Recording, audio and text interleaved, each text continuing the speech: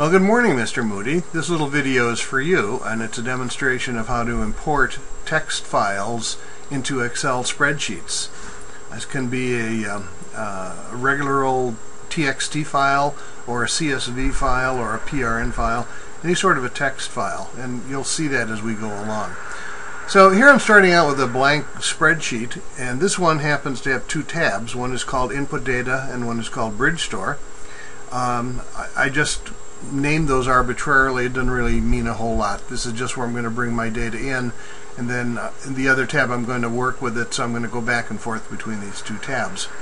Now, you have to set some settings if you're going to enable external content and bring data in from outside an Excel program. So what you do is you go to the Office button up here in the far upper left-hand corner, and you push on that, and then it gives you the opportunity to come down here to Excel Options, and you want to click on the Excel Options, and the settings that you want to check and set are in the Trust Center, which is the second one from the bottom. So you click on Trust Center, and then you go to Trust Center Settings, which is the lower right, and you click on that. Now we're going to adjust two settings here. The first is macro settings. So even though I'm not going to do a macro in this exercise, I can show you how to do a macro if you're not familiar with doing that.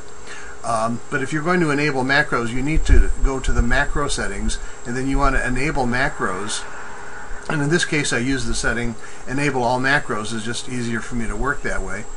And then in the other Trust Center setting that you want to set, you come down here to External Content, and you click on External Content, and you tell Excel that you want to enable all data connections. Again, it says not recommended, but since I'm working on a trusted computer, it really doesn't matter. The next one is for workbook links. Since I'm not using workbook links, that one doesn't matter. But once I have those two settings set, the macro setting and the external content setting, we're ready to get started. The external content one is the important one, otherwise none of this other stuff will work.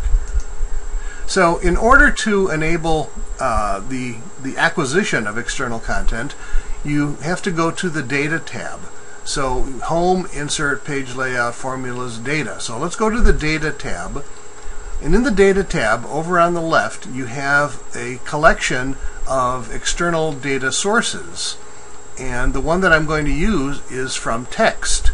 Now you can also bring data in from a lot of other sources. It's fairly limited in Excel, but if you want to bring data in from text, you're fine. So I'm just going to say get external data from text. That's what I'm going to do. Now, before I do that, I want to show you what I've done. I've set up a couple of text files that we're going to use for demonstration purposes. And in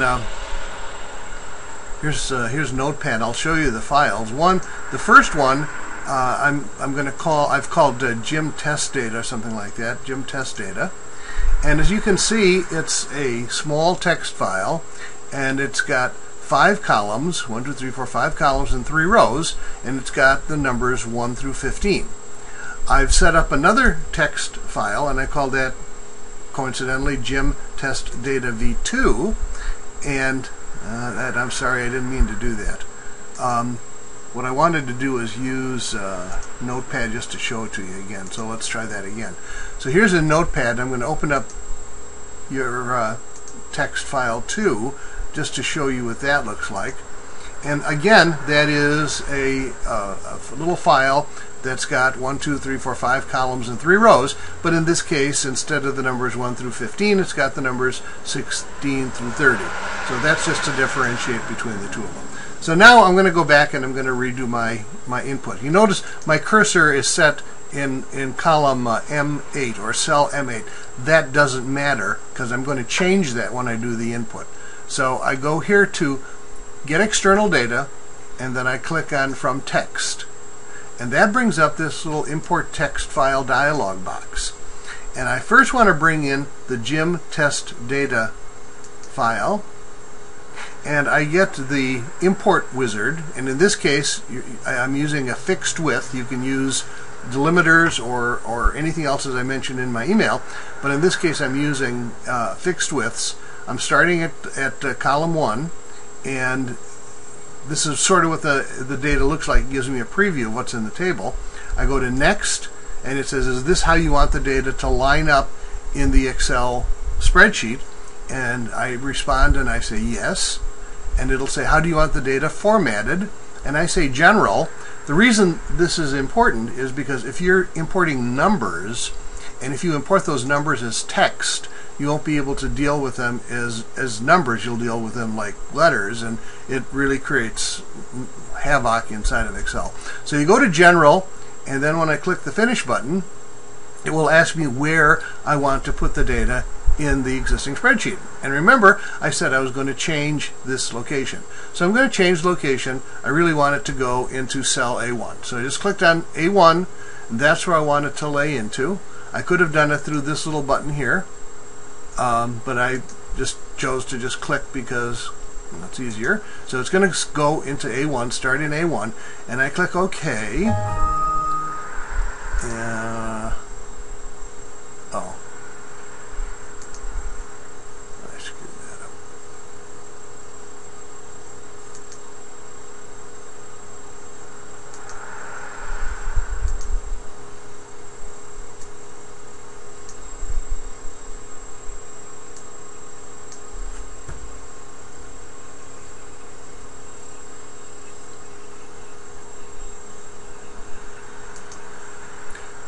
So I want to bring my data into the existing worksheet, and I want, which is called input data, and I want it to start in cell A1.